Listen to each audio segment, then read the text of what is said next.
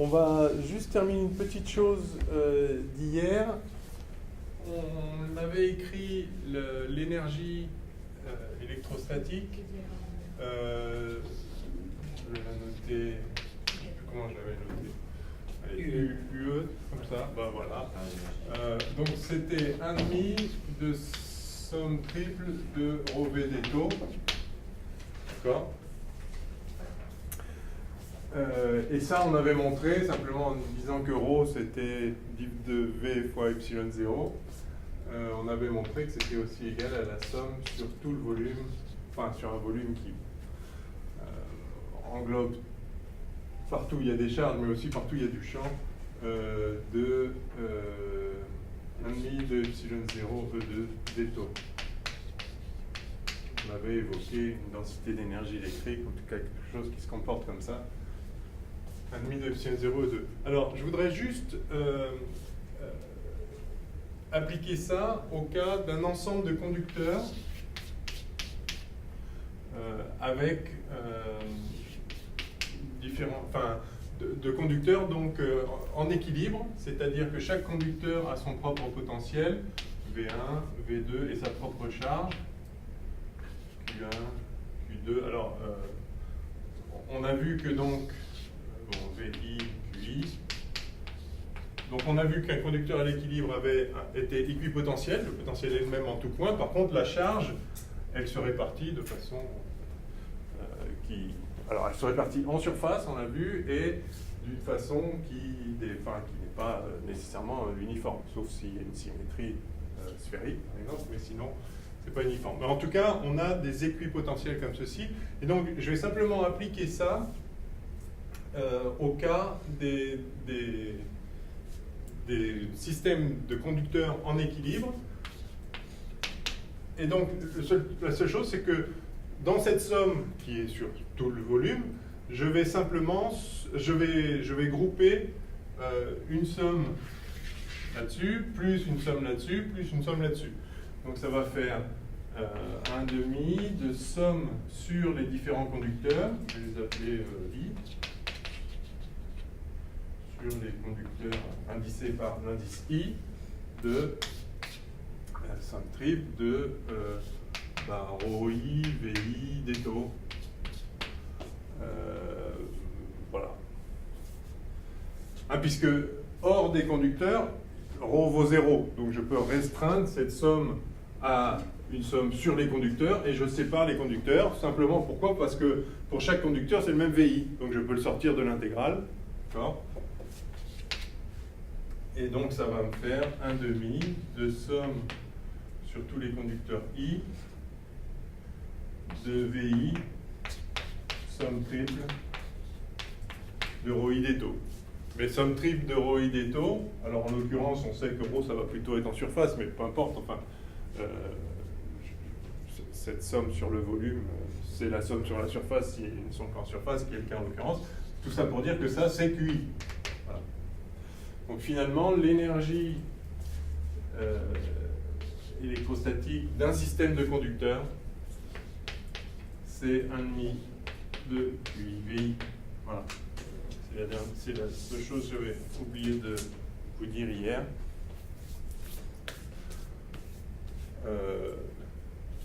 Donc, tout se passe comme si c'était... Enfin, c'est la même expression que pour des charges ponctuelles. Et c'est pas pareil, là. Hein.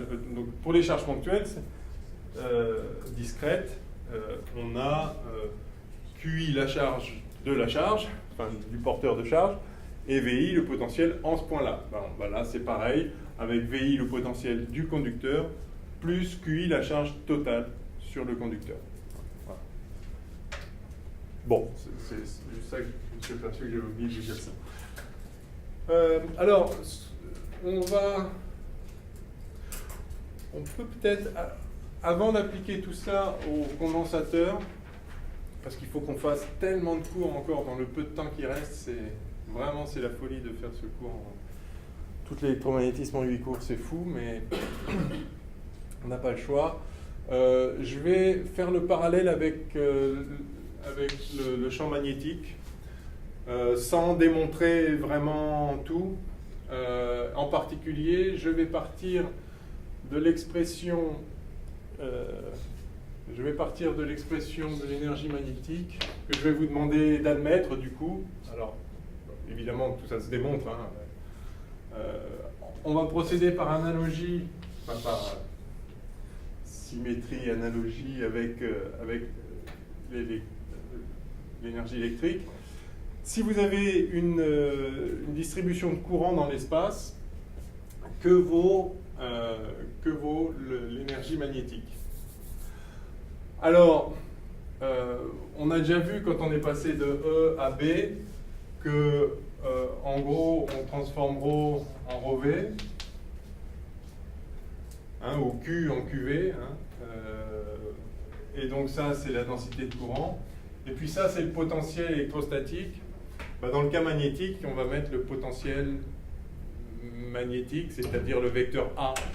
Et donc, en fait, vous ne serez peut-être pas surpris formellement. Alors, ce n'est pas du tout une démonstration, on est bien d'accord. Mais ça peut vous permettre de le retenir. En fait, on montre que pour une distribution de courant dans un champ magnétique, l'énergie magnétique s'écrit 1,5 de la somme sur tout le volume, partout où il y a du courant, de J scalaire A des taux. Bon. De même qu'on a, ça on l'a montré explicitement, je ne vous montre pas ça explicitement, on n'a juste pas le temps, mais enfin voilà, on montre ça. Alors, de la même façon, on peut transformer, de même qu'on a transformé cette expression pour obtenir ça, on peut transformer cette expression pour obtenir une autre expression de l'énergie magnétique en termes du champ magnétique. Comment? Ben, vous vous rappelez qu'on avait introduit le champ E, remplacé ρ par E en se servant de l'équation de Maxwell, div de E égale ρ sur epsilon 0. Et bien là, c'est pareil, on va relier J à B grâce à l'équation de Maxwell qui dit que ρ de B égale mu0J en magnétostatique toujours. Hein. Donc J c'est ρ de B sur mu0, donc ceci fait 1 sur 2 mu0, somme triple de ρ de B scalaire A des taux.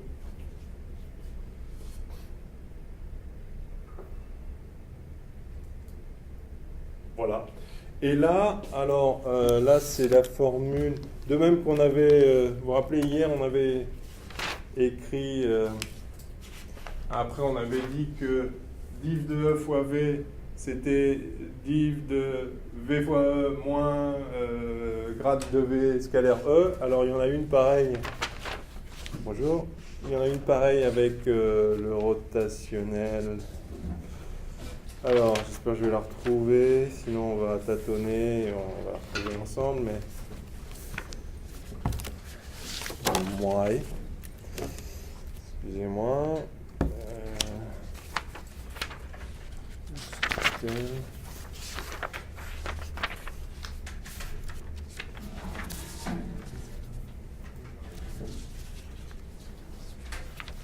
Arg.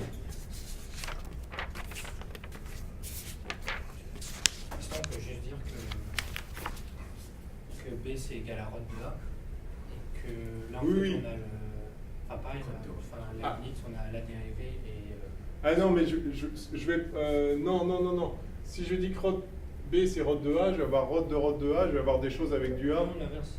Ah oui non mais c'est ça enfin effectivement c'est ça que je veux faire mais il faut que je transforme, il faut que je trouve une équation qui me dit que ça, vous vous rappelez, de même qu'on avait ici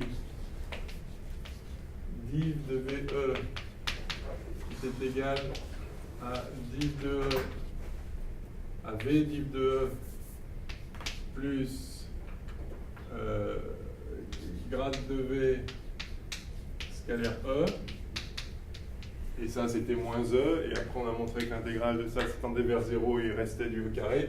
Je veux faire la même chose ici, je croyais l'avoir noté, du coup il va falloir réfléchir comment c'est ça. Donc ça c'est nabla vectoriel B scalaire A. Alors, on ne peut pas faire simplement la permutation circulaire. Donc là, il faut dire que c'est nabla vectorienne A scalaire B qui vaut ça plus, donc là on a ça et on va utiliser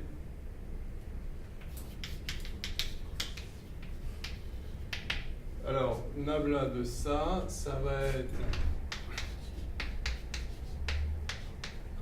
rod de A,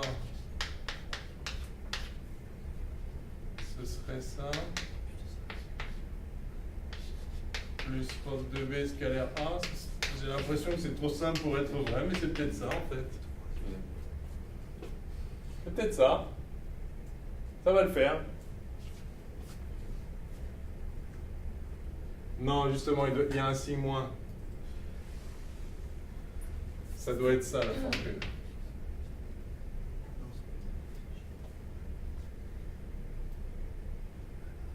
Je pense que c'est ça la formule. Bon, je vérifierai, on vérifiera. Mais là, ça donne B carré. Oui, c'est ça, c'est pour ça que je pense qu'il y a un signe moins. Il y a un signe moins parce que le vectoriel, suivant dans quel sens on le met, il y a un signe moins qui arrive. C'est pour ça que je voulais retrouver la formule, parce que je ne la connais pas par cœur. Enfin, il faudrait faire comme on a fait avec les composantes et on trouverait la bonne formule. Admettons que ce soit ça, je pense que c'est sans doute quelque chose comme ça. Donc je vais remplacer maintenant ici rod de B scalaire A par rod de A scalaire B. À moins que ce soit div de A vectoriel B. Vous voyez, c'est peut-être plutôt ça en fait. C'est peut-être bien... Attendez. Alors on va réfléchir 2 secondes. Div, la somme de div... Oui, la formule après, c'est somme triple de... Ah oui, ça y est, j'y suis. C'est la somme triple de div d'un champ vectoriel sur des taux qui est égale à la somme double de GDS, c'est ça, le théorème de Green-Strassky. Donc en fait, voilà, c'est la formule, c'est div de A vectoriel B, c'est rho de B vectoriel A probablement. Voilà. C'est rho de B scalaire A moins rho de A scalaire B. Bon, désolé encore une fois, la vraie formule à utiliser, je ne sais plus laquelle c'est, enfin il y a peut-être un signe moins ici, c'est peut-être l'opposé, mais ça ne va pas changer le résultat, donc c'est ça qui compte. Donc je remplace rho de B scalaire A par div de B vectoriel A plus rho de A scalaire B. Et rho de A c'est B. Alors allons-y.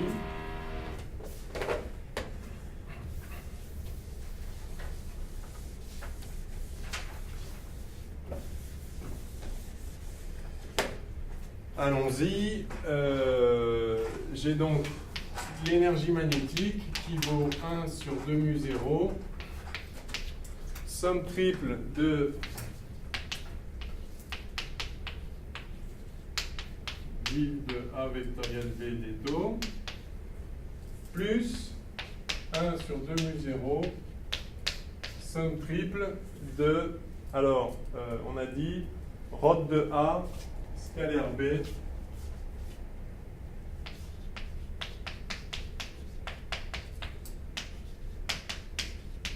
des taux. Et maintenant, comme hier, ça fait 1 sur 2 mu 0 somme sur la surface qui enserre le volume de A vectoriel B scalaire ds. En supposant que ce soit bien cette forme, c'est peut-être B vectoriel A, je pense que c'est ça, mais il me reste un petit doute, mais peu importe, parce que le point c'est que ça va faire 0, donc si c'est l'opposé de ça, ça fera 0 quand même. Plus, et donc là, ça, rho de A, c'est B, donc plus somme triple de 1 sur 2 mu 0, B2, des taux. Voilà. Et donc, si vous... pardon, ça c'est sur la surface qui enserre le volume. Voilà. Et donc, même raisonnement qu'hier, B étant 1 sur R2 au mieux, si c'est enfin, ça pourrait être, pour un champ dipolaire, c'est même du 1 sur R3. A, c'est du 1 sur R au mieux, pour un potentiel vecteur associé à un simple dipôle magnétique, ce sera même du 1 sur R2, etc. Mais donc ça, au mieux, ça décroît en 1 sur R3 quand le rayon du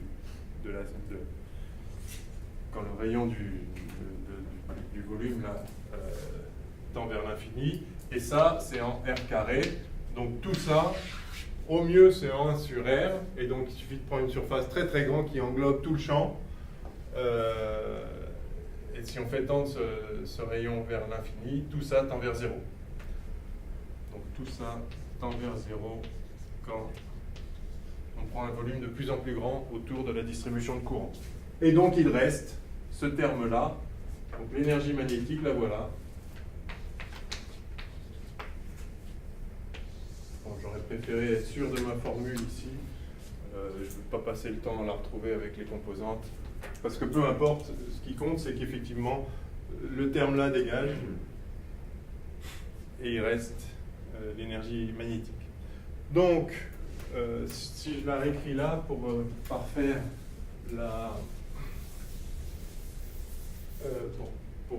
l'analogie, je vais avoir ici somme triple de B2 sur 2 mu0 des taux. Donc l'énergie magnétique, c'est la somme de cette grandeur-là sur tout le volume où il y a du champ. Donc tout se passe comme si on avait une densité d'énergie magnétique, comment j'avais écrit l'autre, qui était égale à B2 sur 2 mu0. En chaque point où il y a du champ, en tout cas pour le bilan d'énergie, c'est comme s'il y avait la densité d'énergie magnétique B2 sur 2 mu0, de même que s'il y a un champ E, tout se passe comme s'il y avait une densité d'énergie 1,5 de epsilon 0 E2. Ça coûte de l'énergie d'avoir un champ E, ça coûte de l'énergie d'avoir un champ B. Et vous voyez, c'est très similaire hein, comme expression, c'est proportionnel au champ au carré. Il y a 1,5, et puis évidemment il y a epsilon 0 en haut pour le champ, et E et mu0 en bas pour le champ B, comme toujours dans ces analogies. Ok. Et alors on peut s'amuser de la même façon. Si on a maintenant en fait une distribution, enfin, si notre distribution de courant c'est des circuits électriques, avec un premier circuit avec un courant I1, un deuxième avec un courant I2, et puis un IM avec un courant II. Voilà. Je vais transformer ça, je vais dire que ça, c'est en fait la somme sur tous les circuits, sur les circuits petit i, de, alors, je vais laisser le 1,5, de la somme de J indice I scalaire A, là où il y a le circuit des taux, et cette somme sur le volume, je vais la transformer en une somme sur une section du fil fois la longueur du fil. C'est-à-dire que ça, en fait, c'est un demi, somme sur tous les circuits I, de somme double JI ds fois des taux, fois dl, d'accord, fois la somme le long du circuit de dl. Ça c'est sur le circuit I, et ça c'est sur la surface sigma I qui est une section du circuit. D'accord? Donc je remplace des taux par ds fois dl.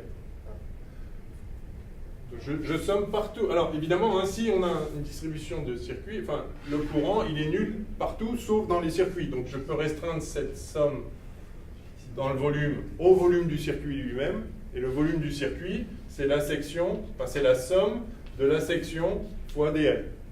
Donc je sépare, je mets la section, je somme J sur la section du fil, et ça va me donner le courant I, un indice I. Okay. Et ça, bah voilà, c'est la circulation du vecteur A le long du fil électrique. Okay. Donc finalement, l'énergie magnétique, c'est 1,5 de somme sur I du courant I fois la circulation de A. Mais la circulation d'un vecteur, d'un champ de vecteur sur un circuit sur une courbe fermée, c'est égal à la somme du rotationnel, enfin au flux du rotationnel à travers une surface S qui s'appuie sur le circuit. Ok? Ça c'est le théorème de Stokes-Ampère. Hein? Circulation d'un vecteur, c'est égal au flux de son rotationnel. Mais rot de A, en l'occurrence, c'est B. Et donc, en fait, ceci est égal au flux de B à travers le circuit I. Donc, finalement, ça, je vais passer. Non, vous ne suivez pas?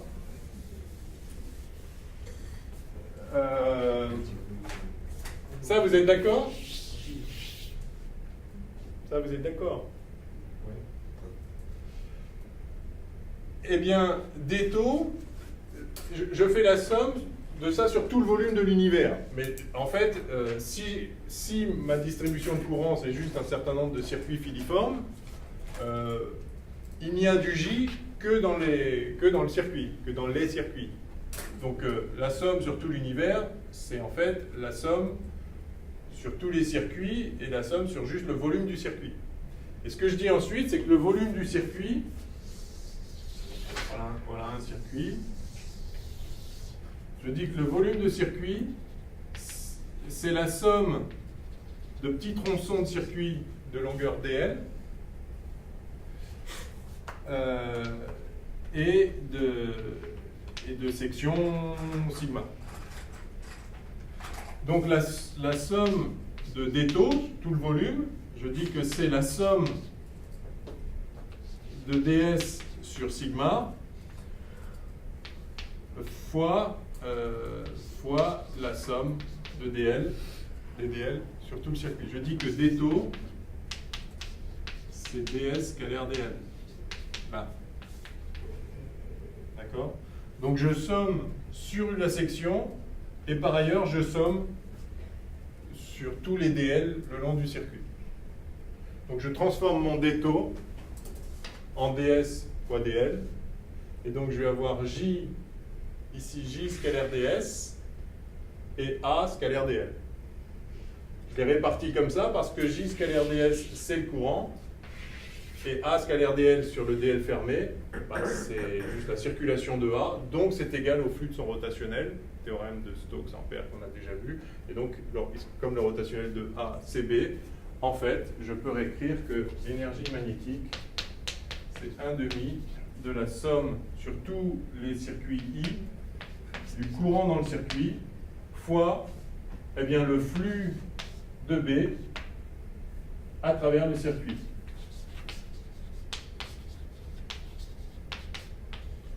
Du B créé par tous les circuits.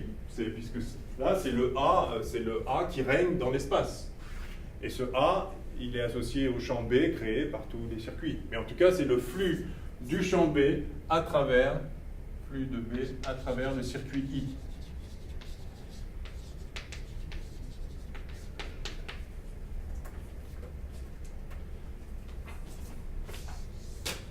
Donc on trouve que l'énergie magnétique, c'est 1/2 de somme sur tous les circuits de I phi pour le circuit en question.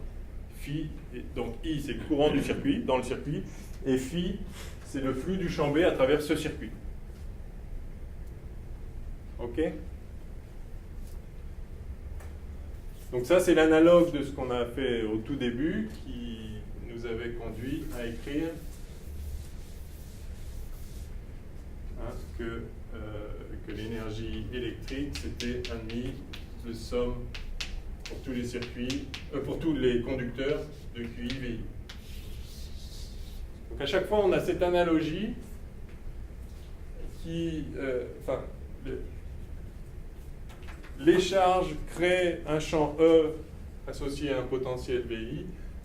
Les courants créent un champ B qui a un certain flux à travers le circuit, phi I. Et donc on a cette analogie. Bon, bien sûr, hein, c'est beaucoup trop court là, ce que je fais. J'essaie de vous montrer à la fois la symétrie ou l'analogie qu'il y a entre le champ E et le champ B, et qui se traduit comme ceci et comme cela, hein, donc avec la densité d'énergie associée au champ E et associée au champ B. Et donc pour un ensemble de conducteurs, ça nous a donné ça. Pour un ensemble de circuits, ça nous donne ça. Alors ensuite, le point clé maintenant, donc on va voir tout de suite les condensateurs, et on fera les circuits par analogie. Le point clé qu'on a déjà mentionné, c'est qu'il y a une relation linéaire, il y a une relation linéaire entre les potentiels et les charges. Si vous avez un ensemble de conducteurs,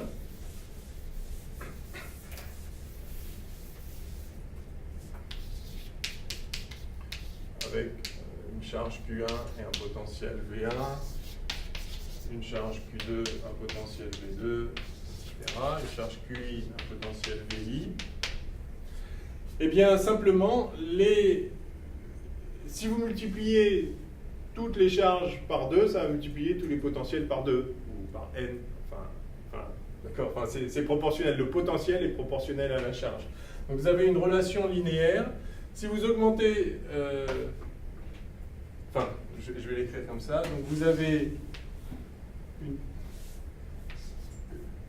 le potentiel en I, c'est une somme de, alors un certain coefficient, je vais l'appeler D, I, J, QJ, tous les J.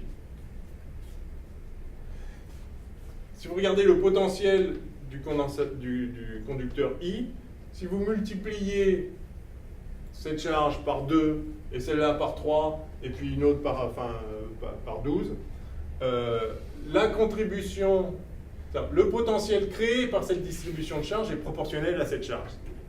Puis la contribution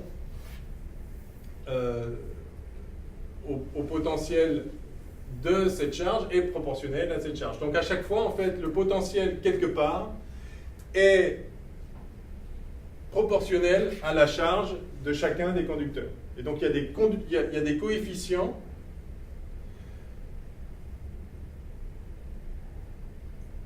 c'est-à-dire le potentiel en un point est une combinaison linéaire des charges partout ailleurs. Et ces coefficients sont des coefficients d'influence, c'est les coefficients qui donnent le lien entre la charge en un endroit, sur un conducteur, et le potentiel en un endroit. S'il n'y a que deux conducteurs, ou s'il n'y a qu'un conducteur, le potentiel en n'importe quel point est juste proportionnel à la charge.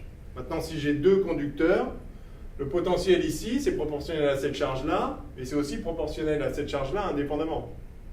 Donc c'est juste une combinaison linéaire de cette charge-là et de cette charge-là. Ben voilà, j'écris une combinaison linéaire. Il y a une relation linéaire entre les potentiels et les charges. Alors ça, je peux maintenant l'inverser et dire que, si vous voulez, ça c'est une matrice. L'ensemble des potentiels, c'est une certaine matrice appliquée au vecteur des charges, si vous voulez. Je peux inverser cette matrice et dire que les charges sont proportionnelles au potentiel. Je peux écrire de même que QI, c'est la somme sur J, ou sur K si vous préférez, c'est pareil, c'est un indice muet, de un certain nombre de coefficients que je vais appeler C, I, K, je vais laisser, je sais pas, fois VK. Voilà. Donc les potentiels sont proportionnels aux charges, les charges sont proportionnelles aux potentiels, et si vous avez un ensemble de conducteurs, alors si vous multipliez la charge de tous les conducteurs par le même facteur, ça va multiplier le potentiel par le même facteur, mais si vous faites varier les charges indépendamment, vous allez avoir une combinaison linéaire. Donc VI, c'est une combinaison linéaire des QJ, et QI, c'est une combinaison linéaire des VJ. Donc je réécris ici, QI égale somme de C, I, bon j'ai remis J, c'est pas la peine d'avoir K, enfin c'est pareil, c'est un indice muet, vous faites la somme, c'est une combinaison linéaire des potentiels sur tous les autres conducteurs, avec ici des coefficients qu'on appelle, c'est pour ça que j'ai mis C, qu'on appelle la capacité. Donc c'est coefficients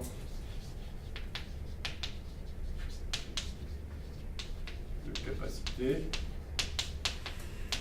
C'est le lien entre la charge et le potentiel.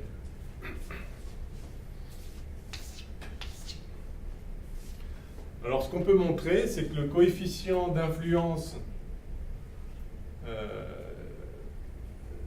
par capacité du conducteur I sur le conducteur J, c'est le même que le coefficient du conducteur J sur le conducteur I. Est-ce que je vous le montre? On le montre justement en passant par l'énergie. Si je remplace maintenant QI par somme des CIJ VJ, je vois que l'énergie du système de conducteurs, c'est 1/2 de la somme sur J, de la somme sur I et de la somme sur J, donc de QI que je remplace par ça, donc de CIJ VI VJ. J'ai juste remplacé QI là-dedans par la combinaison des VJ qui correspond. Je fais apparaître ici les coefficients de capacité. Et donc en fait, vous voyez que CIJ, c'est la dérivée seconde de UE par rapport à VI et VJ. CIJ, c'est D2 de UE sur D de VI, D de VJ. Mais c'est aussi D2 de UE sur D de VJ, D de VI. Ça, c'est juste l'interversion des dérivées partielles. Et donc, c'est aussi égal à CJI. Donc, en fait, là-dedans, les coefficients... Cette matrice qui relie les charges au potentiel, en fait, elle est symétrique. Bon.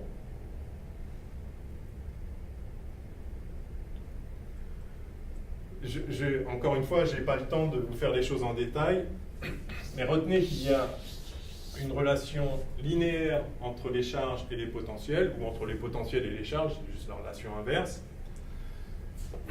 De la même façon, si on s'intéresse maintenant au courant, je peux effacer ça. De la même façon, il y a une relation linéaire entre les flux à travers un circuit et les courants dans les autres circuits. Phi, ça va être la somme pour tous les circuits J de certains coefficients M ou MJI, MI, comment je l'ai mis dans quel sens tout à l'heure? IJ. Donc M, I, J, I, J. Ceci est le courant dans le circuit J, et ceci s'appelle les coefficients d'inductance.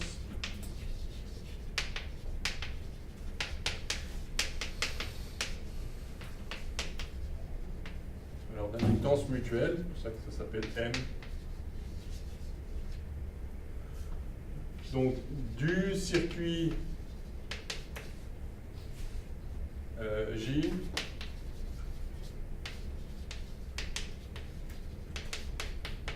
sur le circuit I.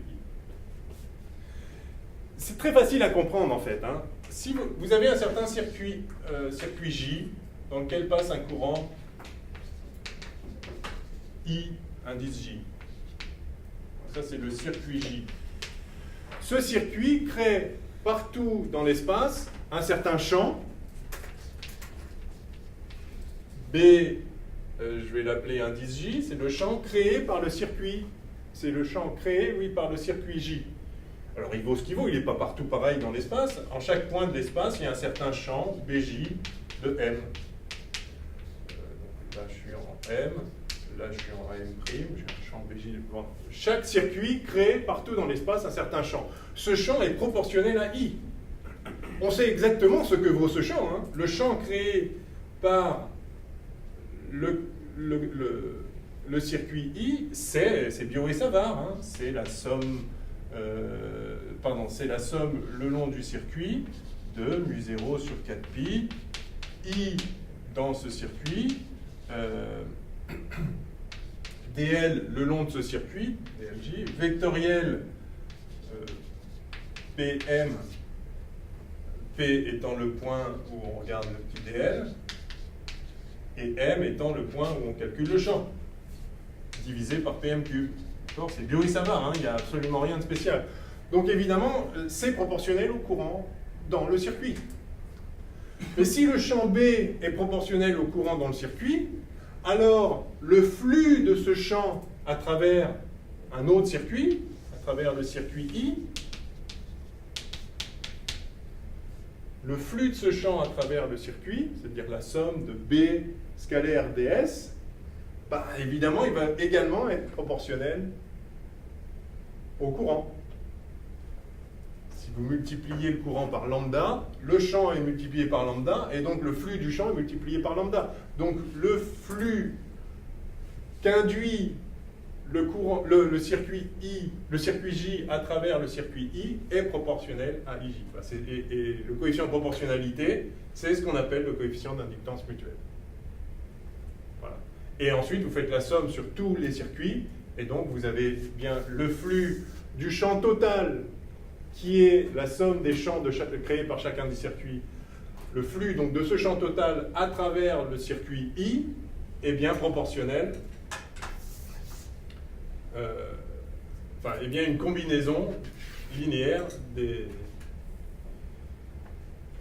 des courants dans chaque circuit. Le coefficient, en l'occurrence de la combinaison linéaire, étant rien d'autre que le coefficient d'influence, le coefficient qui relie le courant dans un circuit au flux dans le circuit considéré, et ça s'appelle le coefficient d'inductance mutuelle, c'est-à-dire c'est l'influence,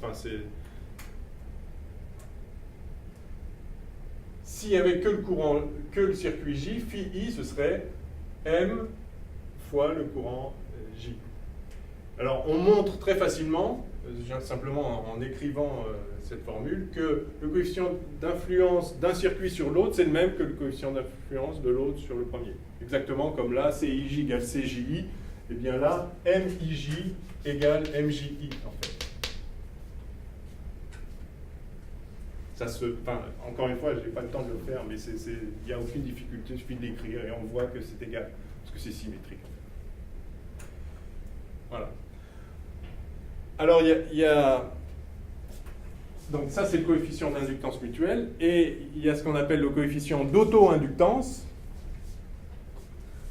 Je suis désolé, hein, je suis obligé de faire ça tellement vite, c'est redoutable. On n'a plus que 2 cours pour faire toute l'induction, ce qui est impossible. Hein. Donc je pense qu'on fera quand même un petit peu à la rentrée, mais le coefficient d'auto-inductance, c'est que un certain circuit dans lequel passe un courant I crée partout dans l'espace un champ B proportionnel à I. Ça crée un champ B proportionnel à I. Et on sait exactement comment. Hein, c'est I fois c'est bio et ça va, d'accord? Mais du coup, donc ça crée à travers n'importe quel autre circuit un certain flux, proportionnel donc à I, mais ça crée aussi un flux de B à travers le circuit lui-même. Puisqu'il y a du champ B partout, il y a du champ B là, il y a du champ B là, il y a du champ B là. Et donc je peux calculer le flux de B créé par le circuit lui-même, enfin, créé par le circuit à travers lui-même. Je peux calculer le flux de ce champ à travers n'importe quel autre circuit ou n'importe quelle autre courbe d'ailleurs, une surface qui s'appuie sur un circuit. Quand je dis le flux à travers un circuit, c'est le flux à travers une surface qui s'appuie sur un circuit et qui ne dépend pas de la surface en question. B créé par le circuit à travers lui-même, eh bien, ça va être proportionnel à I, bien sûr, puisque le champ est proportionnel à I. Donc le flux du champ est proportionnel à I. Eh bien, le coefficient de proportionnalité, c'est le coefficient d'inductance du circuit sur lui-même, on le note L, comme vous le savez déjà, et donc ça s'appelle l'inductance propre du circuit. Voilà. Donc le fameux L qu'on trouve en électrocinétique, c'est ça, c'est rien d'autre que ça, c'est le flux, enfin c'est le coefficient qui relie le courant dans un circuit au flux du champ créé par ce courant à travers lui-même. Donc il y a les coefficients d'inductance mutuelle qui relient le flux du champ créé par un circuit à travers un autre circuit, et le coefficient d'inductance propre qui relie le flux du champ à travers un circuit au courant du circuit lui-même. Ok? Bon, j'ai bien conscience que c'est trop rapide, mais j'espère que vous voyez l'idée. Quand vous avez une distribution de circuits, chaque courant crée un champ B qui a un certain flux à travers un autre circuit. I1, I2. Donc prenons deux circuits, simplement deux circuits.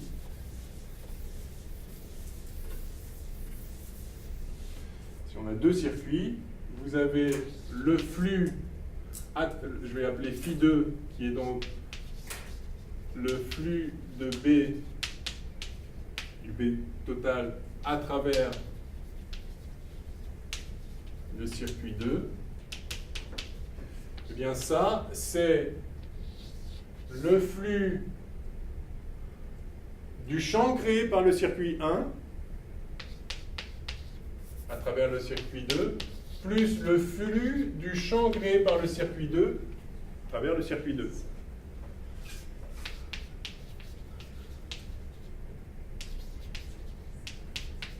Flux du champ créé par le circuit 1, et ça c'est le flux du champ créé par le circuit 2. Donc ça,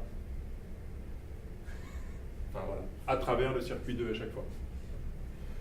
Donc ça, celui-là, enfin je vais l'écrire ici, ça c'est proportionnel au courant dans le circuit 1, et le coefficient de proportionnalité, c'est le coefficient qu'on appelle d'inductance mutuelle. Alors s'il n'y a que deux circuits, je note juste M. S'il y a N circuits, entre chaque paire de circuits, il y a un coefficient d'inductance qui est propre, que je noterai M1,2, mais qui vaut aussi M2,1. Bref, je le note M ici, de circuits. Le champ créé par le circuit 1 est proportionnel à I1, et donc le flux de ce champ est proportionnel à I1, et ça dépend juste de la géométrie des circuits, ce coefficient d'inductance mutuelle. Plus ça, qui cette fois va être proportionnel à I2, avec quel coefficient de proportionnalité? Eh bien, le coefficient d'auto-inductance du circuit 2. De la même façon, j'aurai le flux du champ à travers le circuit 1 qui vaut M I2 plus L1 I1, coefficient d'inductance propre, le flux du champ créé par le circuit à travers lui-même, pour le circuit 1, et le coefficient d'inductance mutuelle. Donc c'est le flux là, du champ créé par le circuit 2 qui est proportionnel à I2. Et le coefficient de proportionnalité, tout ce que je dis ici, c'est que c'est le même. Je pourrais le montrer, ça prend deux lignes, mais non. Il suffit d'écrire bio et ça va, et puis les flux. Et on voit que c'est symétrique. OK? Donc voilà ce que sont les coefficients d'inductance. Alors de la même façon, maintenant, si on revient sur le côté électrique, là c'est une distribution de courant. Si on prend une distribution de conducteurs, bah, c'est pareil. Hein. Donc de même qu'ici, on voit que phi, phi à travers un circuit, c'est la somme des MJ, IJ. Voilà. De même, pour les conducteurs, on a la charge sur un conducteur qui est proportionnelle avec des coefficients d'inductance électrique qu'on appelle capacité de CIJ, VJ. C'est l'existence d'un potentiel quelque part qui est associé à une charge.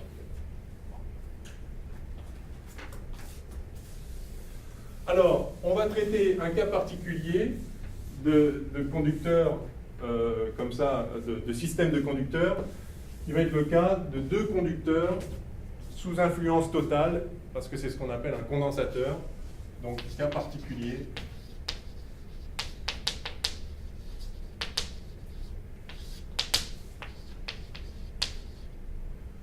Deux conducteurs en influence totale.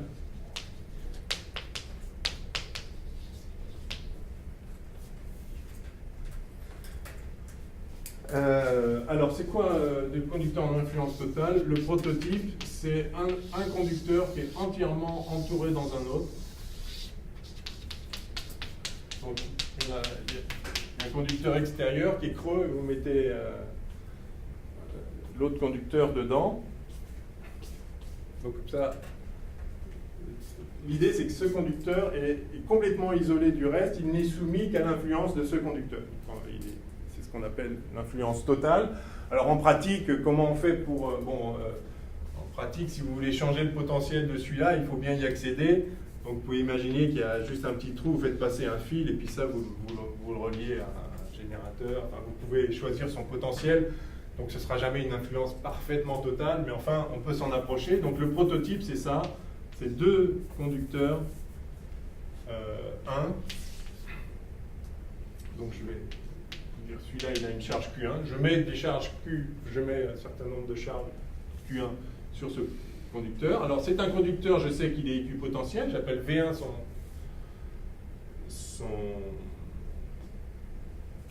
son potentiel. Et ça, c'est le conducteur 2. J'appelle V2 son potentiel. Pas forcément le même, bien sûr. Et j'appelle donc Q2 sa charge. Au total, il y a la charge Q2. Alors, on a déjà vu, en appliquant le théorème de Gauss, donc dans un conducteur à l'équilibre, puisqu'il ne peut pas y avoir de champ à l'intérieur, sinon les charges se déplaceraient puisqu'il est conducteur, donc ce ne serait pas à l'équilibre. Donc à l'équilibre, il n'y a pas de champ à l'intérieur. Par conséquent, le potentiel est constant et il n'y a pas de charge non plus à l'intérieur puisque div de E égale ρ sur epsilon 0. Si E vaut 0, div de E vaut 0, donc ρ vaut 0. Donc les charges, elles ne peuvent être qu'en surface. Donc pour le conducteur 1, c'est simple, les charges elles se répartissent là à l'extérieur. Pour le conducteur 2, il y a deux surfaces en fait. Il y a la surface externe, je mets en bleu, qui va porter une charge Q externe, extérieure. Et puis il y a la surface interne, où il peut parfaitement y avoir des charges aussi, hein. Pas de raison. Tout ce que nous dit le théorème de Gauss, c'est qu'il ne peut pas y avoir des charges dans le volume, mais enfin là il peut. Et donc ça, c'est... là en fait, il y a du coup ce Q là, c'est Q2, je vais l'appeler Q interne, c'est la charge totale moins ce qu'il y a à l'extérieur. Q2 moins Q extérieur.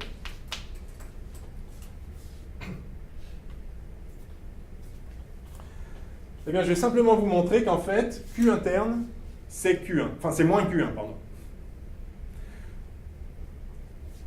Comment on fait ça? C'est super simple. On applique le théorème de Gauss à une surface de Gauss bien choisie, mais alors qui peut être un peu n'importe quoi qui va passer dans le conducteur.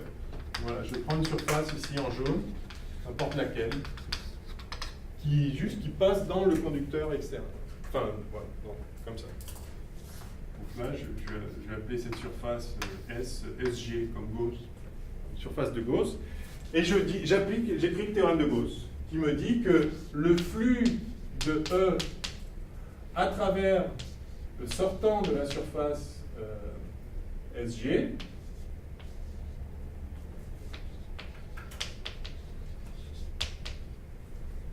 est égal à la charge intérieure à cette surface, enfin dans le volume délimité par cette surface, divisé par epsilon 0. Le théorème de Gauss est vrai tout le temps, hein, on l'a vu, c'est l'équation de Maxwell, div de E égale ρ sur epsilon 0. Ceci est vrai tout le temps, pour n'importe quelle surface, donc en particulier pour SG. Oui, sauf que comme j'ai fait passer la surface astucieusement dans le conducteur, E vaut 0 partout sur la surface. Donc le E ici, en chaque point de la surface vaut 0, donc ceci vaut 0. Et donc la charge intérieure est nulle. La charge intérieure, c'est Q1 plus Q intérieur. Ça, c'est Q1 plus... Enfin, pardon, Q intérieur. Ah, oui, j'ai deux fois Q intérieur. Ça, c'est la Q interne.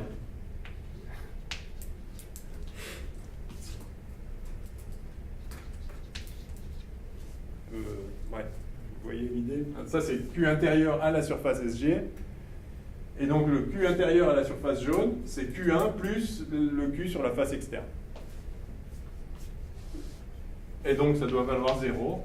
Et donc, le Q sur la face interne, c'est moins Q1.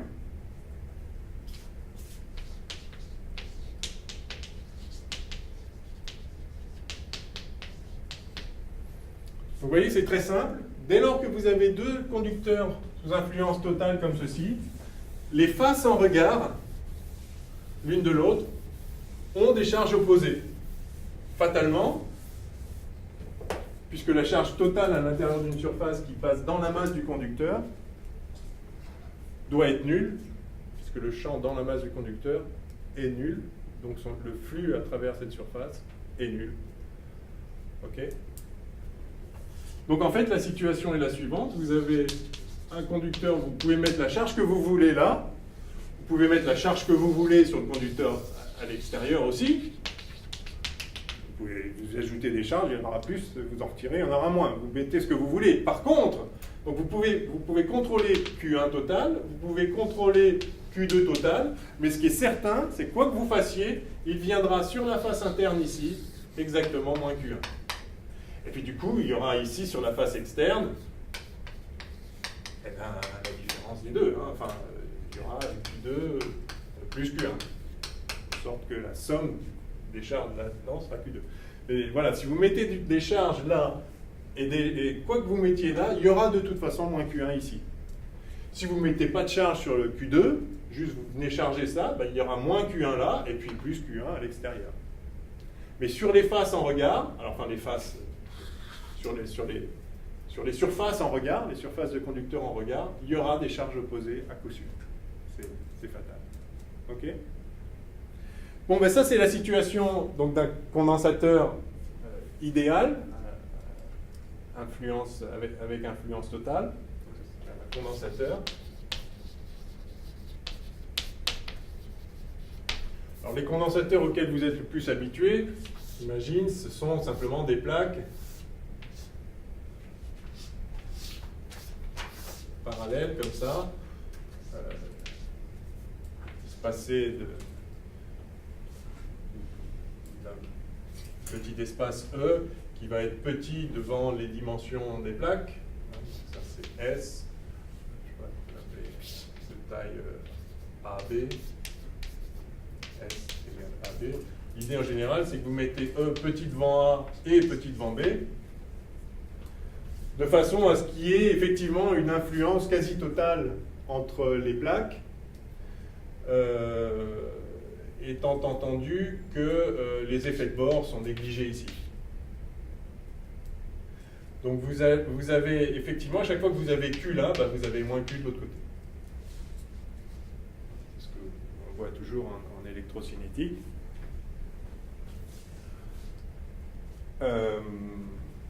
Simplement parce que si vous voulez considérer un peu l'épaisseur ici, voilà, on va faire comme ça. Les plaques, elles ont une certaine épaisseur. Si vous prenez une surface de Gauss qui passe dans la masse ici, d'accord, le champ E vaut 0 dans la masse, donc le flux sortant du champ E de cette surface est nul. Alors, aux effets de bord près, il y a un petit peu qui sort là, donc le champ il fait un peu ça ici, donc éventuellement, enfin si c'est bien symétrique, il y a peut-être bien autant qui sort que qui rentre. Enfin bref, en tout cas, en négligeant un peu les effets de bord, vous avez donc le flux sortant de tout ça qui vaut 0 simplement parce que le champ vaut 0 partout. Et donc la somme des charges à l'intérieur du volume c'est 0. Si vous avez Q là, vous avez moins Q là. C'est OK ? Bon. Et du coup, alors je ne vais pas le montrer non plus en détail, mais la relation qui nous dit que Q, alors si j'ai donc deux conducteurs, je vais avoir Q1 qui vaut C11V1 plus C12 C11V1 plus C12V2. La charge Q2 par ailleurs, elle s'écrit C21V1 plus C22V2. Alors on peut montrer, comme je vous l'ai dit, que C12 égale C21. En fait, pour des conducteurs, des condensateurs en influence totale, on peut montrer qu'en fait, on a C ici qui va être égal à moins C11 et donc aussi à moins C22. Bref, si on fait des choses en prenant le temps, on voit que en fait, on a la charge en question, la charge qui est égale à, enfin, dont l'autre armature porte la charge opposée, est en fait proportionnelle à V1 moins V2. Et le coefficient de proportionnalité, c'est justement ce coefficient, ce C là, cette capacité, on appelle ça capacité. Ce qu'il faut bien comprendre, encore une fois, je n'ai pas le temps de faire tout en détail, ce qu'il faut bien comprendre, c'est qu'il est naturel, de même qu'il est naturel que le flux du champ B créé par un circuit à travers un autre est proportionnel au courant, de même, le potentiel, ou la charge, c'est la charge proportionnelle au potentiel, le potentiel est proportionnel à la charge, donc la charge sur un conducteur est proportionnelle au potentiel sur les autres, avec un coefficient d'influence qui, pour le champ magnétique, ça s'appelle le coefficient d'inductance, pour le champ électrique et les potentiels, ça s'appelle la capacité. Voilà. Et donc, voilà, dans le cas de deux conducteurs en influence totale, on a cette relation-là, qui vous est familière par ailleurs. Hein. Q égale C fois U, attention entre les deux. Bon, alors, voilà, je ne peux pas faire plus que cette introduction. On va faire tout de suite des exercices, justement, avec des condensateurs un peu standards. Peut-être... Donc là, dans les exercices, il y a le condensateur sphérique et le condensateur cylindrique. Je vais peut-être quand même rajouter un exercice tout de suite qui est le plus classique des classiques, dont il est bon de connaître le résultat par ailleurs, c'est le condensateur plan. Donc juste deux plaques en regard l'une de l'autre, c'est vraiment le condensateur prototype qu'on utilise en électrocinétique.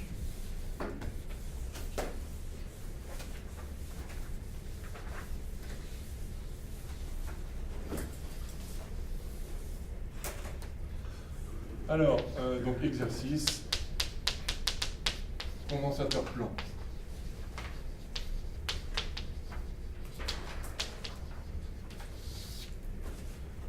Donc, deux plaques.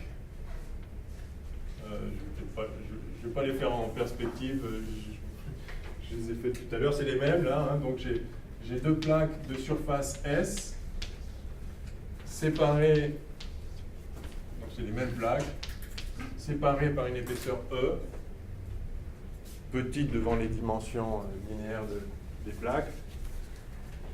Et celle-ci porte une charge Q, celle-ci porte une charge moins Q. Et je vais m'intéresser à... je vais essayer de calculer la capacité de ce condensateur. Que vaut la capacité de ce condensateur? Donc c'est simple, hein, la capacité, c'est le coefficient qui relie la charge à la différence de potentiel V1 moins V2. Donc, je vais appeler celui-là 1, j'ai V1, là j'ai V2.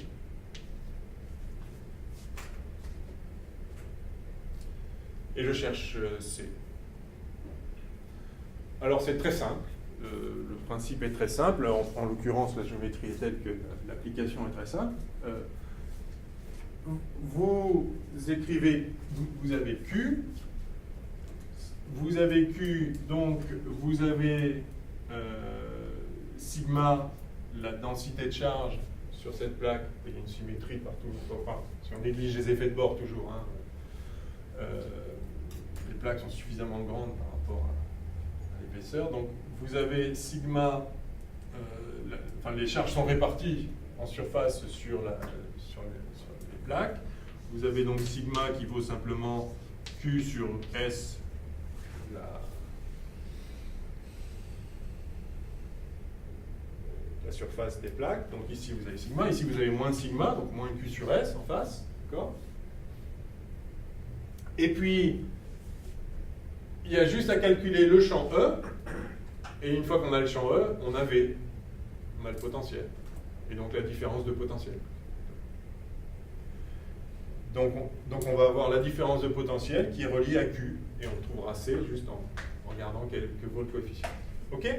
Alors allons-y, quel est le champ créé par une plaque avec chargée uniformément avec sigma et une autre chargée uniformément avec moins sigma?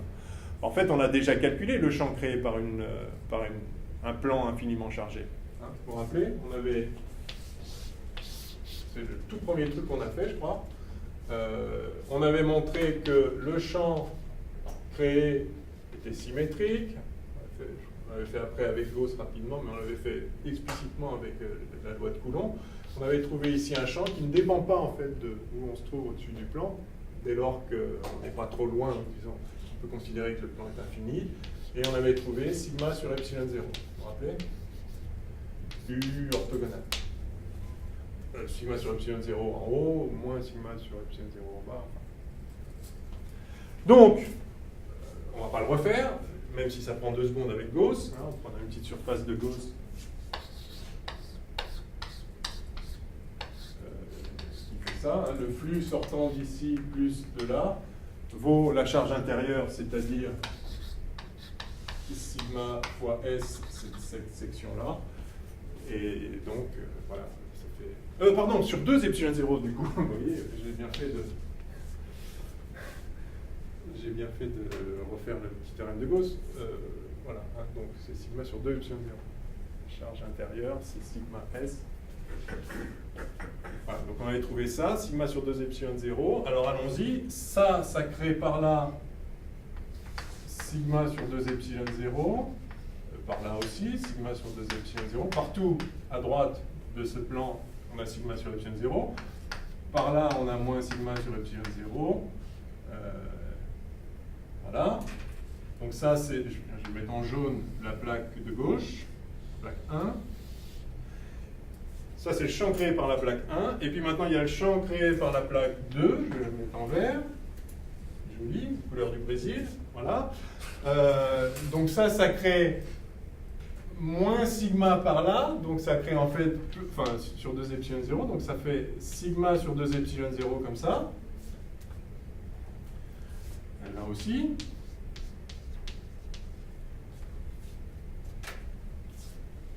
Et là, ça crée sigma sur 2 epsilon 0 comme ça. Ouais?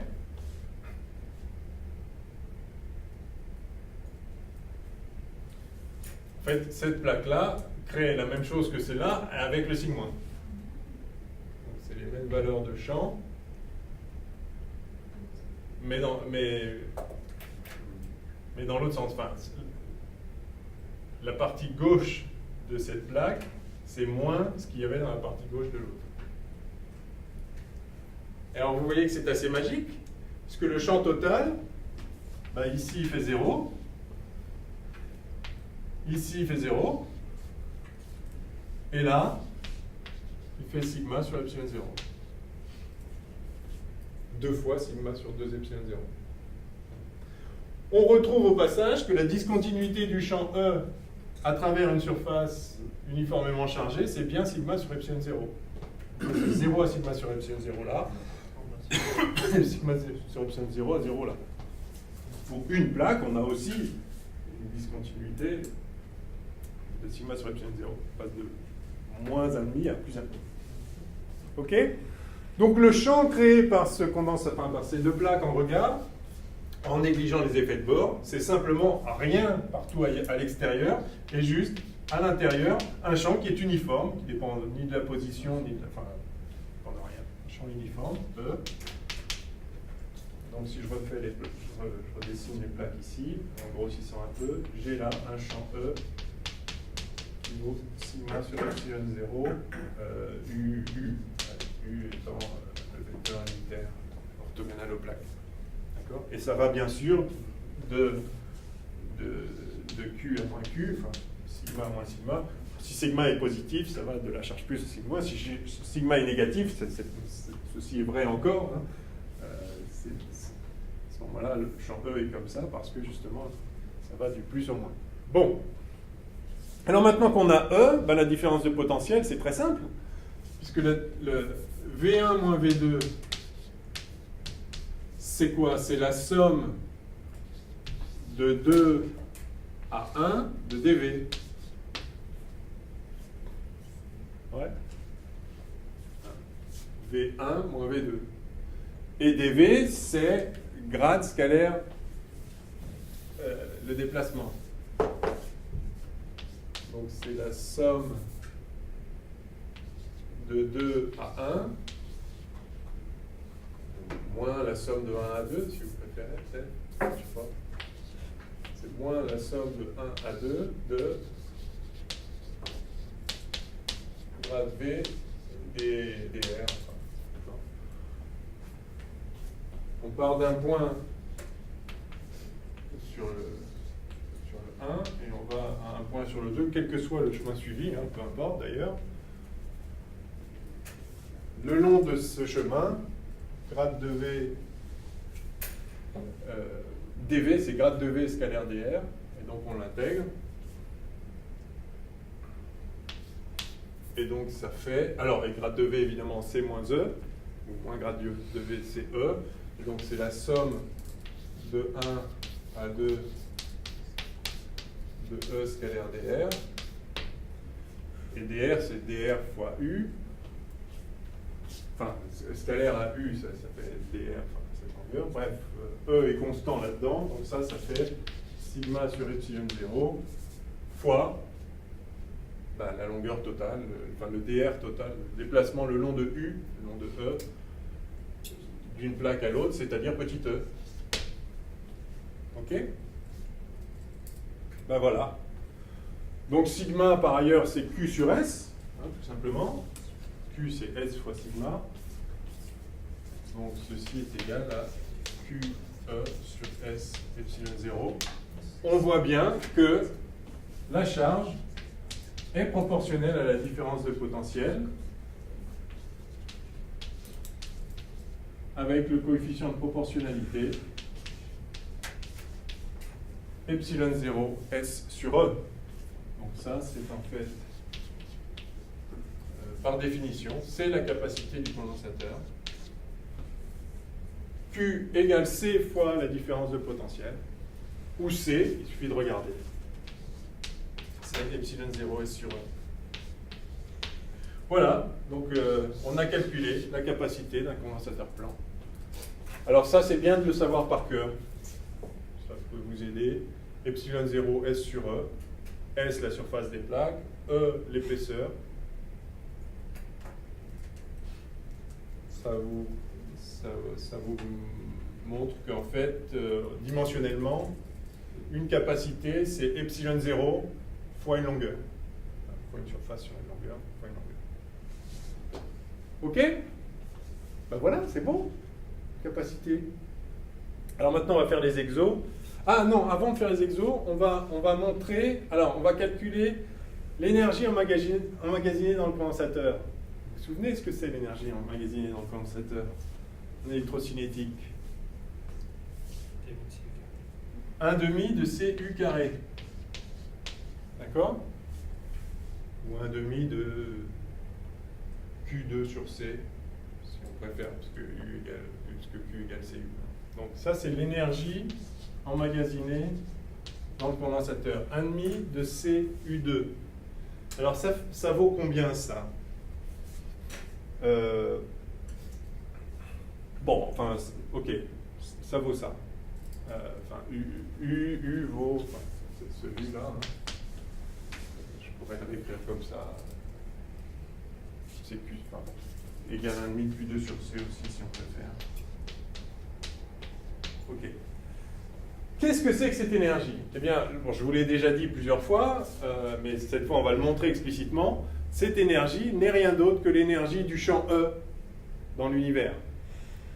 Alors c'est simple, ici, puisqu'on vient déjà de calculer le champ E, donc on sait ce que vaut le champ E, il suffit de calculer l'énergie associée à ça.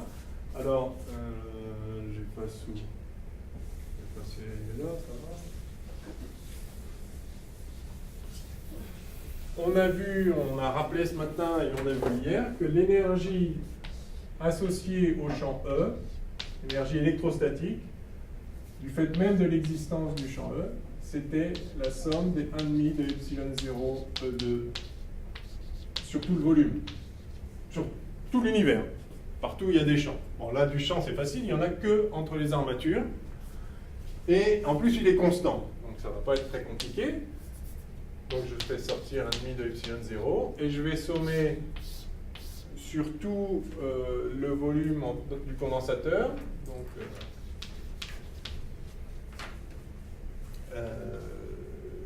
je vais sommer E carré, c'est-à-dire sigma 2 sur epsilon 0 carré, en fait. Des taux, voilà, c'est pareil, ça c'est constant, je peux le sortir aussi. Donc ça fait sigma 2 sur 2 epsilon 0 en l'occurrence, fois le volume du condensateur, enfin, entre les armatures, bah, c'est S fois E. Simplement. Ouais.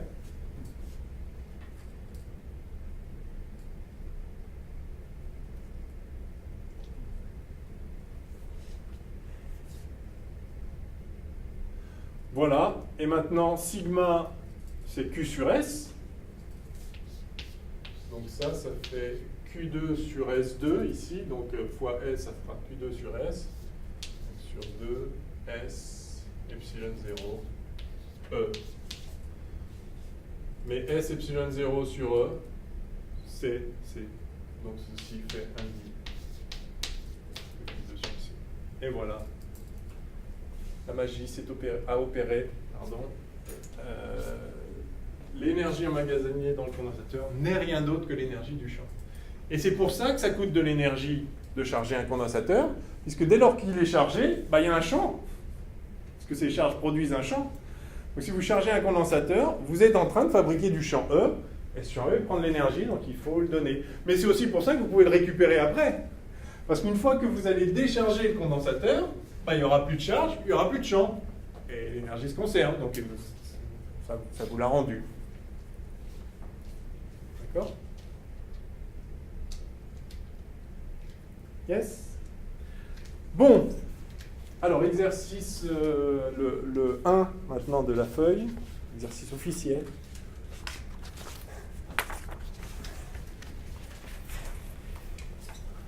Pas de questions, c'est bon? Alors, on va faire exactement pareil pour un condensateur sphérique, un exercice aussi assez classique.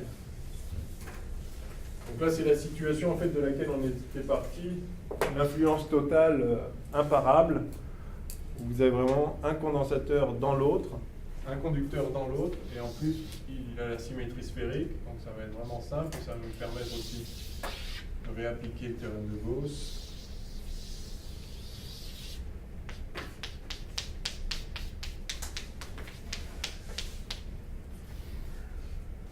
Alors, deux conducteurs sphériques, A et B.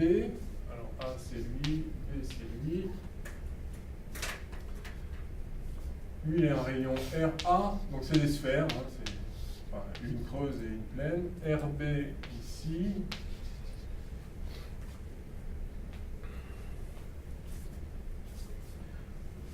Donc le conducteur A porte la charge Q, par conséquent, l'intérieur du conducteur B porte la charge moins Q, peu importe ce qu'il y a à l'extérieur. Alors, justifier par exemple en utilisant le théorème de Gauss que les charges soient réparties sur la surface. Bon, ça c'est toute l'étude que j'ai refaite avant, donc on ne va pas la refaire. Ok.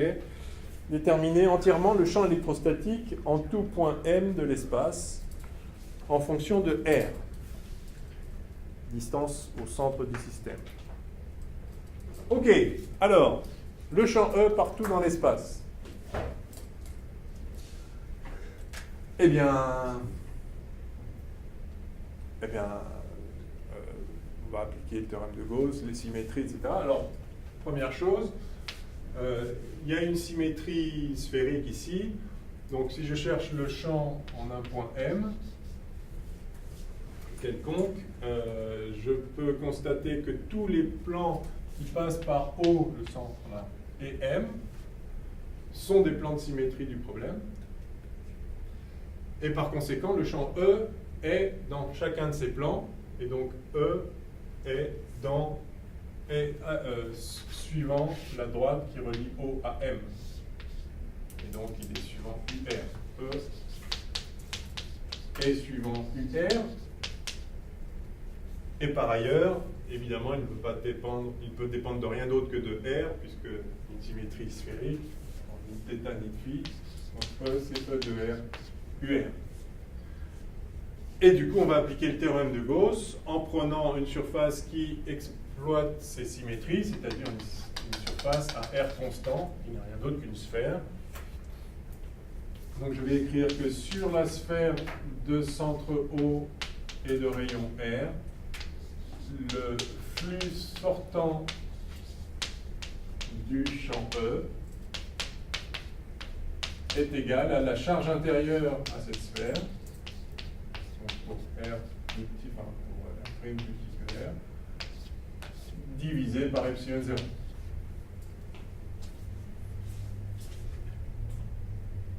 Voilà, et ça, il n'y a plus qu'à le calculer. Le côté gauche, E est constant sur la sphère de rayon R, donc c'est juste E de R fois la surface totale, c'est-à-dire 4πr2. C'est le membre de gauche. Et le membre de droite, alors ça dépend du rayon R. Soit R est plus petit que RA, et ça vaut 0. Si R est plus petit que RA. Soit R est entre RA et RB, je mets strictement inférieur là, parce que sur la surface le champ n'est pas défini et on a justement la discontinuité. Donc si on est entre RA et RB, la charge intérieure c'est grand Q. Et si on est à l'extérieur de RB plus son épaisseur, enfin, en fait, si on est à l'extérieur de RB, peu importe, en supposant qu'il n'y ait pas de charge externe ici, on verra après si on met juste une sphère chargée, mais a priori, donc on a juste moins Q ici et Q là, donc ça fait 0 si R est plus grand que RB. Voilà. Donc le champ E, on l'a. Le champ E, c'est grand Q sur 4 pi epsilon 0 R 2 UR pour uniquement pour R entre RA et RB.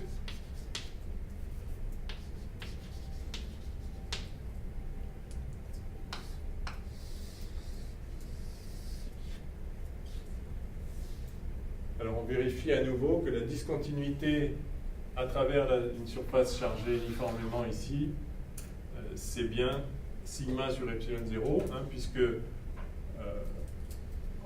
si on se met juste ici, là, le sigma, c'est bien Q divisé par 4 pi R2 du RA carré. Ça, c'est sigma, ça. Si on est en RA. Et pareil en RB. Sigma ici, c'est Q sur 4 pi epsilon 0, RB. Et donc on passe de 0 à sigma sur epsilon 0, puis de sigma sur epsilon 0 à 0. Et c'est bien orthogonal à la surface. OK? Bon, alors qu'est-ce qu'on nous demande après? Capacité, j'imagine. Alors déterminer la différence de potentiel. Bon, bah, on va faire exactement comme tout à l'heure.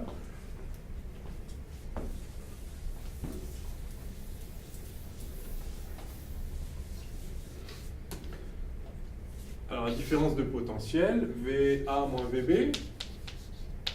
On pourrait faire VB moins VA, mais enfin, vu qu'on a mis Q là et moins Q là, si Q est positif, VA moins VB va être positif. Donc, faisons ça. Donc, ça va être la somme de dV de B jusqu'à A, ou disons moins la somme de dV de A jusqu'à B. On va prendre un chemin qui va de A à B.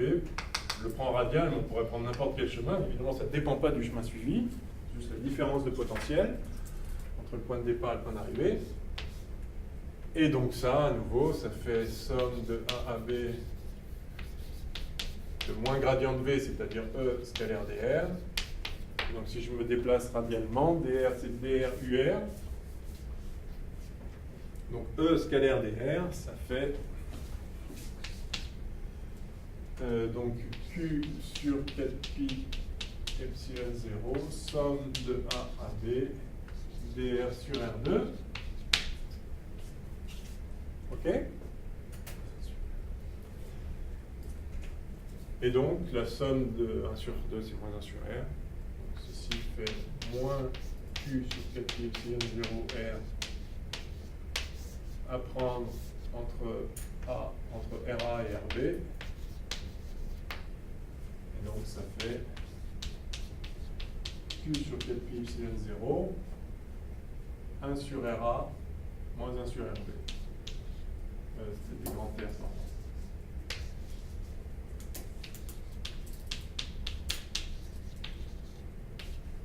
Voilà. Voilà la différence de potentiel.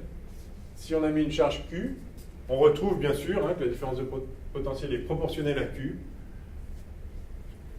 Donc si on a mis une charge Q, la différence de potentiel vaut ça. Et l'équation de proportionnalité, c'est la capacité, enfin 1 sur la capacité en l'occurrence.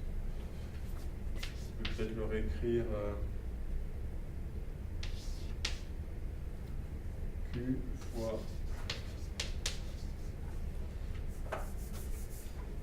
RB moins RA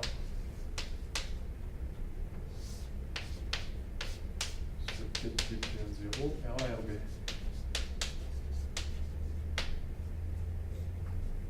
OK? Donc ça c'est la question, je ne sais plus combien, 3, 4, 3. Déterminer le coefficient, la capacité, le coefficient C. Coefficient de capacité du condensateur sphérique, voilà, ça se lit sur le schéma. Q c'est C fois U, donc U c'est Q sur C, donc C c'est 4 pi epsilon 0 RA RB sur RB moins RA. Et voilà. On va calculer une nouvelle capacité pour un nouveau condensateur.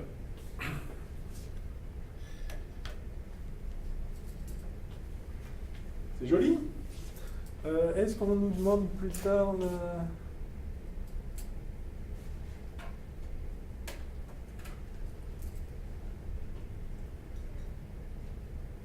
Non, on ne le demande pas, donc je vais faire la remarque quand même. La capacité du condensateur plan, c'était epsilon 0 S sur E.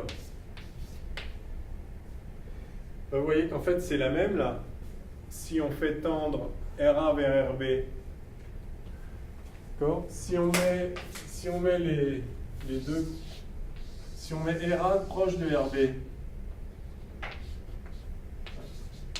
si je dis que RB c'est RA plus E,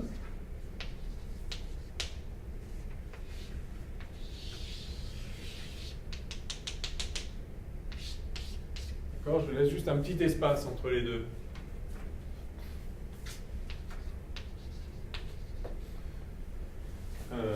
Donc si RB égale RA plus E avec E petit devant RA et RB, d'accord, je mets juste un petit espace, bah, du coup cette capacité-là,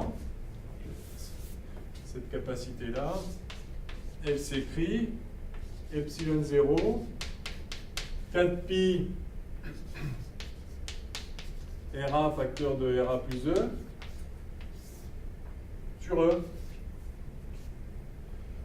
Et ça, c'est quasiment RA carré, ou RB carré, au choix. Enfin, c'est R2, E est petit devant RA. Donc ça fait epsilon 0, 4pi R2 sur E.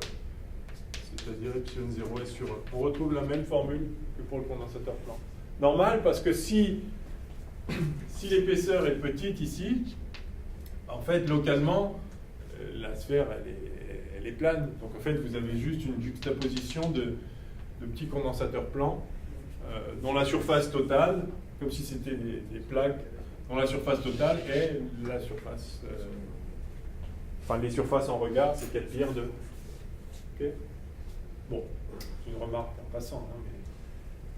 En tout cas, voilà, quel que soit RA et RB, le condensateur sphérique comme ceci a pour capacité 4pi epsilon 0 RA sur, RB sur RB moins RA. Et bien maintenant, on va calculer à nouveau l'énergie. Donc on nous demande de rappeler l'expression de la densité d'énergie associée au champ électrique E.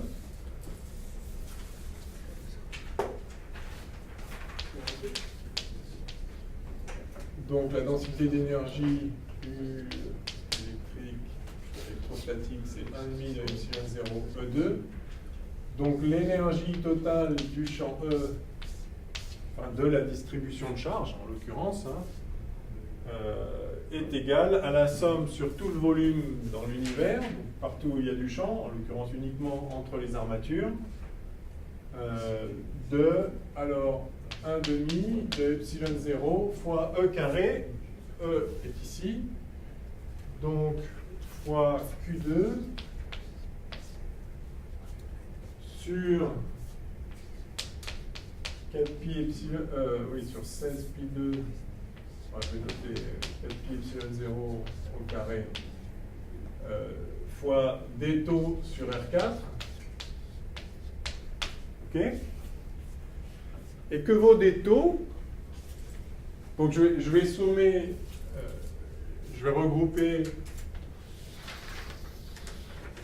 tous les éléments de volume qui sont à la même distance au même petit r.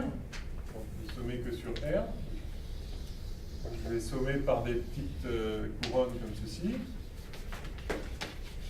petites couronnes d'épaisseur dr entre le rayon R et le rayon R plus dr. Quel est le volume élémentaire là-dedans? Eh bien, la surface fois l'épaisseur.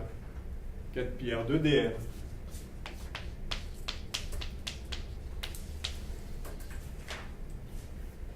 Ouais.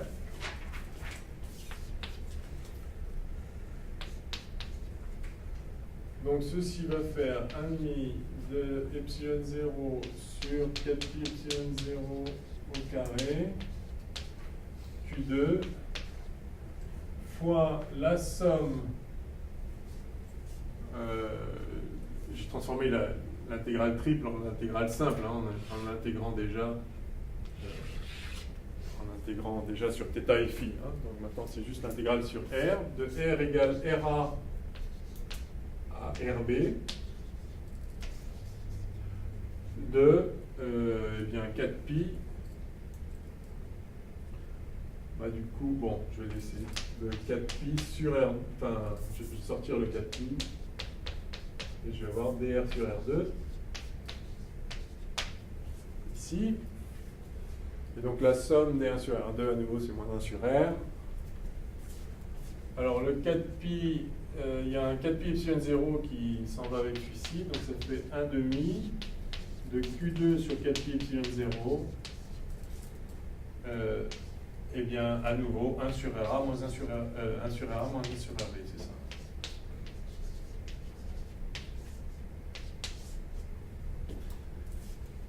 Et je reconnais exactement l'expression de la capacité ici. 1 sur 4pi epsilon 0, 1 sur RA moins 1 sur RB, c'est 1 sur C. Et donc je retrouve très exactement 1,5 Q2 sur C. C'est-à-dire 1,5 de C. V1 moins V2, c'est V1 moins V2, si vous préférez. Voilà. Bon, c'est magique, mais c'est pas magique. Hein. Ça donnera toujours ça. Hein, parce qu'on a calculé une fois pour toutes que la somme des ρV des taux, enfin 1,5 de la somme des ρV des taux, qui est l'énergie de la distribution de charge. Chaque charge dans un potentiel V a une énergie QV. Quand on a une distribution de charge, on a une somme des QV, mais en fait 1,5 de somme des QV, puisque sinon on les compte deux fois. Hein, vous vous rappelez ça. Et donc ça, c'est l'énergie de la distribution de charge. Et on a montré une fois pour toutes que ça, c'était égal à la somme sur tout le volume de epsilon 0 E2 sur 2. Donc on peut faire autant de configurations qu'on voudra. Évidemment, on retrouvera toujours, ça. Voilà, condensateur.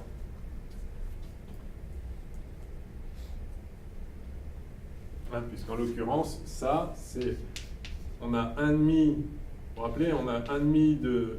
On avait la somme sur I et 1,5 de QI-VI. Donc là, si on a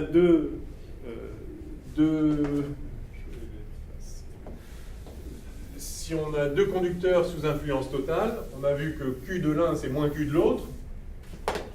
Donc cette relation générale, la première qu'on a vue ce matin, nous donne ici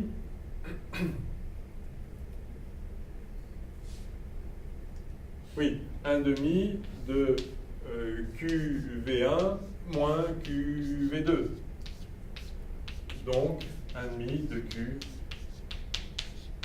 V1 moins V2, et comme V1 moins V2 par définition c'est proportionnel à Q, et le coefficient de proportionnalité c'est 1 sur C, enfin Q est proportionnel à V, coefficient C, donc ceci fait 1,5 de Q2 sur C.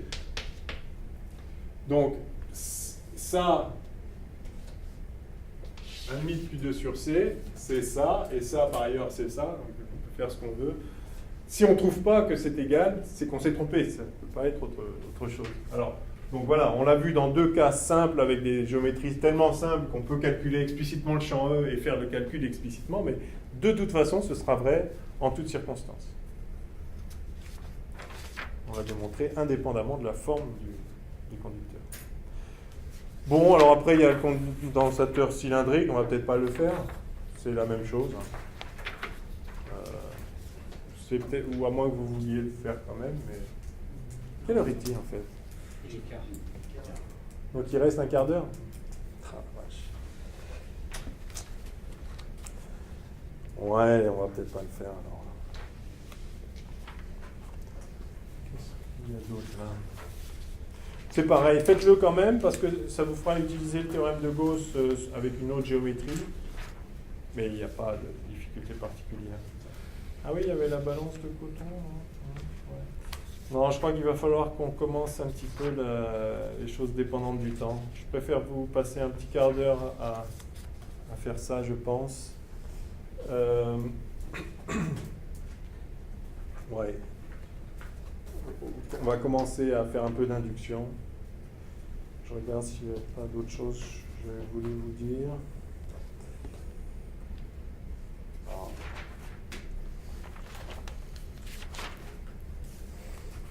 Non, non, ça va pour l'instant. Alors, très rapidement, parce que de toute façon, voilà, on n'a plus qu'un cours après ça, en principe. J'efface là. Alors qu'il faut faire toute l'induction et puis les ondes électromagnétiques. Donc, et les équations de Maxwell dépendantes du temps. C'est pas gagné. Hein. On verra, hein, on rajoutera autant qu'on peut. Mais... Induction et Maxwell dépendant du temps. Oui, enfin c'est lié, bien sûr. Ouais. Là, pour le CAPES, on a fait aussi ondes électromagnétiques. Ouais, on fasse les ondes électromagnétiques. Optique ondulatoire. Et optique ondulatoire. Et physique moderne. Voilà. Pour le CAPES blanc, là. Oui. Donc il nous reste une semaine et un une cours. séance. C'est bien, ouais. Sachant qu'il y a un cours qui saute. Vous imaginez si on n'avait pas rajouté, je ne sais pas combien de cours on a rajouté depuis le début, mais une bonne vingtaine. Physique moderne, c'est Quantique. Bah c'est ouais, quantique relativité. Enfin quantique, c'est E égale h nu. La radioactivité, la décroissance exponentielle de l'activité, enfin de la radioactivité. Et puis ouais, la dilatation des temps. ouais. Et en quantique, c'est là jusqu'où? Juste ça, juste E égale h nu. Enfin, les photons, voilà, l'effet photoélectrique, je pense que c'est... Il n'y a pas d'Hamiltonien. Non, non, non. Il y a pas de Non, trop bien. Hélas, hélas. Malheureusement, non, il n'y a 3 fois rien. C'est la seule que vous maîtrisez. Moi, ça va. Ah ouais, bah ouais. Bah ouais, non, mais c'est sûr, c'est très intéressant. Bon, allez, induction. Bon, on va aller très vite, sans justifier grand-chose. De toute façon, le principe de base n'est pas à justifier. C'est un constat expérimental, c'est une grosse surprise. Il y a des situations où un courant apparaît alors qu'on n'a pas mis de générateur. Alors, dans quelle situation ? Alors, une première situation, c'est que vous avez juste vous mettez un circuit, d'accord ? Un fil, une spire. Puis vous prenez un aimant.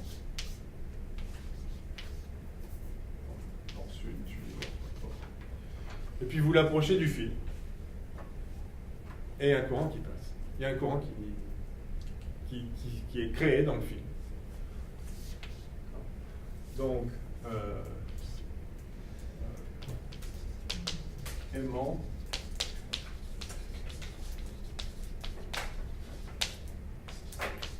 Approcher ou éloigner d'ailleurs. C'est magique. D'un fil conducteur.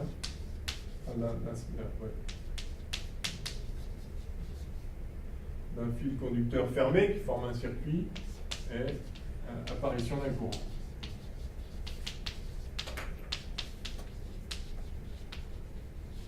On appelle ça un courant induit. Il est induit par quelque chose d'extérieur. C'est pas lié au fil. Mais si on approche un aimant, eh bien, il y a un courant qui apparaît. Autre situation, vous déplacez le circuit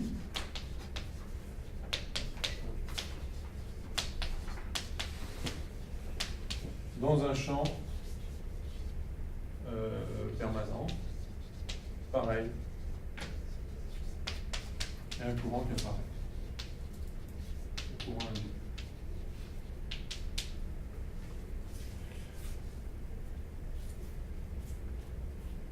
Bon, et alors si c'est un fil d'ailleurs qui n'est pas fermé sur lui-même, en fait, il apparaît aux bornes du fil, entre les deux extrémités du fil, il apparaît une certaine tension, une différence de potentiel.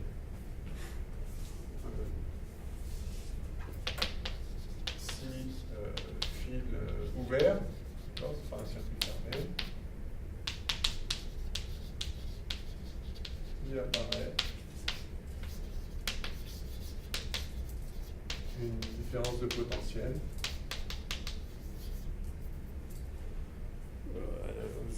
entre les extrémités du fil. Bon, alors, on va résumer très rapidement une histoire longue et brillante. Monsieur Faraday, Michael, génie parmi les génies, s'est aperçu, après de nombreuses études, que, en fait, tout ce qui compte pour qu'il apparaisse un courant induit dans un circuit, une différence de potentiel dans un fil ouvert, enfin, en l'occurrence, non, on va prendre un circuit, je vais écrire la loi de Faraday, donc tout ce qui compte pour qu'il apparaisse un courant dans un circuit fermé sur lui-même, donc un circuit, c'est que le flux du champ B à travers le circuit varie. Donc, un courant induit apparaît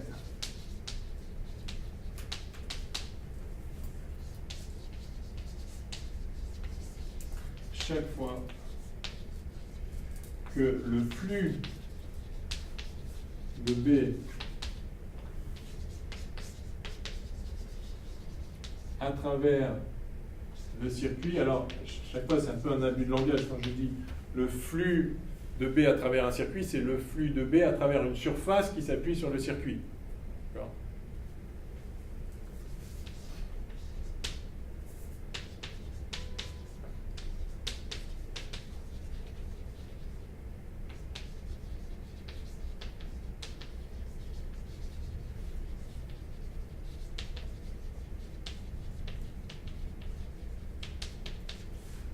Un courant induit apparaît chaque fois que le flux de B à travers le circuit, c'est-à-dire en fait à travers une surface qui s'appuie sur le circuit, varie. Dès lors que vous faites varier le flux du champ B à travers le circuit, un courant apparaît. Alors ça paraît un peu, ça paraît un truc compliqué, le flux de B à travers le circuit. Mais c'est pour ça que depuis le début on parle de flux, de circulation, etc. En fait, c'est comme ça que ça fonctionne. Et on a vu déjà qu'en fait, le flux du champ B à travers le circuit, c'est relié à la divergence de B. Donc, c'est pas... Enfin, c'est la structure des lois de l'électromagnétisme qui s'exprime en termes des divergences et des rotationnels, c'est-à-dire en fait des dérivés spatiales des champs. Et donc, c'est dans ces termes... Enfin, c'est dans ces termes que s'expriment les lois, et donc en fait c'est normal qu'il apparaisse des choses qui ont l'air un peu abstraites comme ça, qui est le flux d'un champ à travers un circuit. Ouais, bah c'est comme ça. Et c'est pas si compliqué que ça justement, parce que en fait ce n'est rien d'autre que la façon de contrôler la divergence ou le rotationnel des champs, enfin, le flux ou la circulation.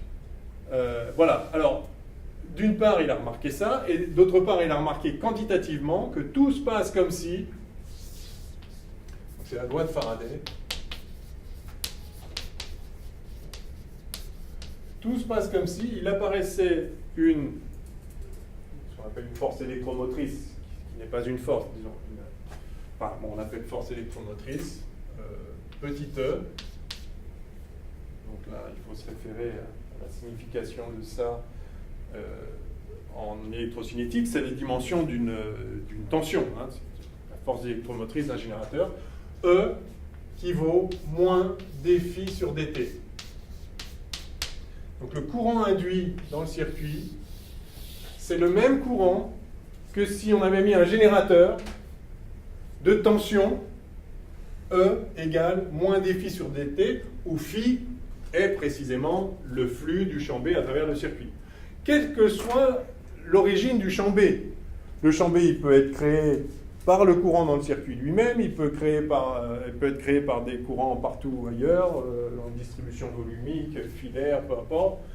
S'il y a un champ B quelque part dans l'espace, et que le flux du champ B varie à travers un circuit, alors il va apparaître un courant induit qui est le même que s'il y avait dans le circuit une force électromotrice moins dφ sur dt. Donc ce qui compte, c'est la variation de phi, mais la force électromotrice, et donc le courant induit, sera d'autant plus grand que la variation est rapide. C'est dφ sur dt qui compte, c'est la vitesse de variation du flux. Donc si vous approchez un aimant d'un fil tout doucement, bah, le flux va varier, mais doucement, et donc la force électromotrice induite sera faible et le courant sera faible. Mais si vous approchez rapidement l'aimant, alors il va y avoir un grand courant. Et si vous faites un truc comme ça, là, eh bien, ça va, si vous agitez l'aimant, ça va faire un courant, un coup dans un sens. Quand vous l'approchez, le flux augmente. Quand vous le retirez, le flux diminue, et ça va vous faire un courant alternatif. En tout cas, ça va vous faire un E alternatif. Après, suivant les composants qu'il y a dans le circuit, ça répondra à ce E. Voilà. En tout cas, voilà, c'est assez extraordinaire, parce qu'il y a 1000 situations où vous avez un courant induit, mais à chaque fois, c'est simplement ça. Le E, la force électromotrice induite, c'est juste moins dφ sur dt. Donc, peu importe ce que vos B, peu importe comment B se répartit à l'intérieur si c'est une spire, comment B se répartit sur la surface du disque, tout ce qui compte, c'est le flux total de B à travers le circuit. Donc, il peut y avoir beaucoup de champs là, très peu là, ou bien un peu partout, enfin peu importe. Ce qui compte, c'est le flux total et comment ça varie par rapport au temps, dφ sur dt.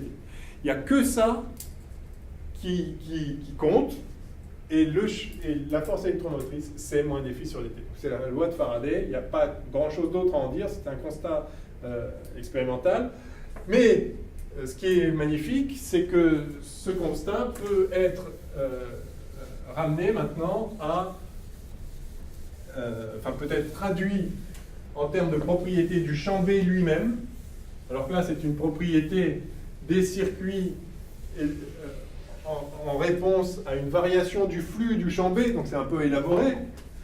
Mais ça peut être amené à une propriété du champ B de la façon suivante, c'est que cette force électromotrice, s'il y a un courant, c'est bien qu'il y a un champ E qui apparaît. Qu'est-ce qui peut mettre en mouvement des charges? Juste le champ. C'est pas le champ B qui peut mettre en mouvement des charges, on est d'accord. Le champ B ne travaille pas. La force magnétique, c'est QV vectoriel B. Si V vaut 0, il n'y aura pas de force, donc les charges ne vont pas bouger. Donc il y a un champ E qui apparaît, qu'on appelle le champ électrique induit.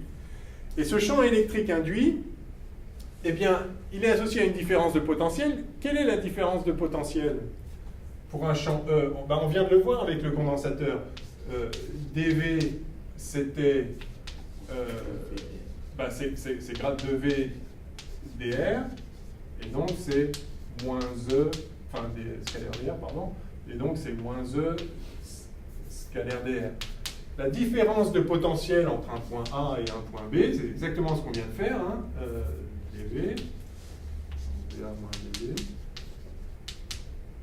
pardon, ça c'est dV moins VA, excusez-moi, c'est la somme de B à A, hein, parce qu'avec le signe moins, donc j'inverse, de E scalaire dr. La différence de potentiel sur un fil fermé, dans un circuit fermé. Alors c'est là, s'il apparaît une force électromotrice, c'est qu'en fait la circulation de E dans le circuit, la circulation de E sur le circuit, scalaire dm, le long du circuit, eh bien ça vaut E. C'est ça la force électromotrice. Alors ça, et du coup, ça vaut moins dφ sur dt.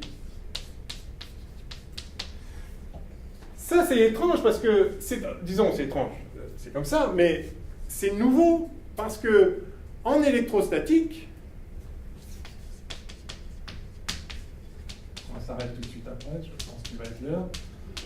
En électrostatique, E dérive d'un potentiel. Le champ E créé par des charges, c'est 1 sur 4 pi epsilon 0, enfin, Q sur 4 pi epsilon 0 R2 UR, qui dérive du potentiel Q sur 4 pi epsilon 0 R. Et donc, E égale moins gradient de V, ce qu'on a écrit ici. Et du coup, on a la circulation du champ E sur un circuit fermé qui vaut V de l'arrivée moins V du départ. En électrostatique, c'est donc évidemment égal à 0 si on arrive au point d'arrivée, au point de départ. Donc normalement, en électrostatique, la circulation de E sur une courbe fermée, qu'elle soit matérialisée par un fil ou pas, circulation de E sur n'importe quelle courbe fermée vaut 0. Or là, ça vaut pas 0, ça vaut moins dφ sur dt. Oui, mais on n'est pas en électrostatique. Et vous voyez que si on était en statique, alors dφ sur dt par définition serait nul, et on retrouverait bien ça. Donc ce que nous apprend le phénomène d'induction, juste l'expérience, c'est que en fait, quand on n'est pas en électrostatique, il n'est pas vrai que E dérive d'un potentiel. Manifestement, c'est plus vrai. Alors qu'est-ce qu'on peut écrire à la place? Eh bien, il suffit d'écrire que le flux de B à travers le circuit, c'est la somme sur n'importe quelle surface qui s'appuie sur le circuit de B scalaire ds. Ça, c'est juste la définition du flux. Hein. Et donc, je vais écrire que la circulation de E sur le circuit scalaire dl,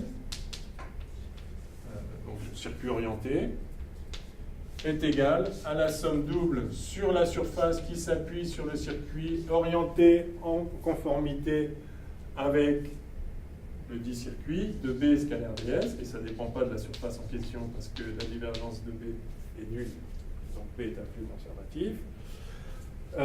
Donc on a ça, il y a un signe moins, et puis c'est D moins D de ça sur dt, excusez-moi, je suis allé un peu vite là. Je vois l'heure qui file, hélas.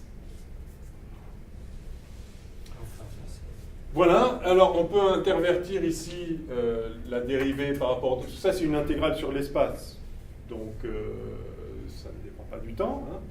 Donc je peux intervertir, je passe la dérivée sous le signe somme.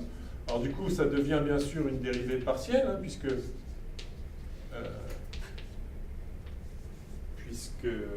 B dépend aussi de l'espace, a priori. Il peut être uniforme, mais il peut ne pas l'être.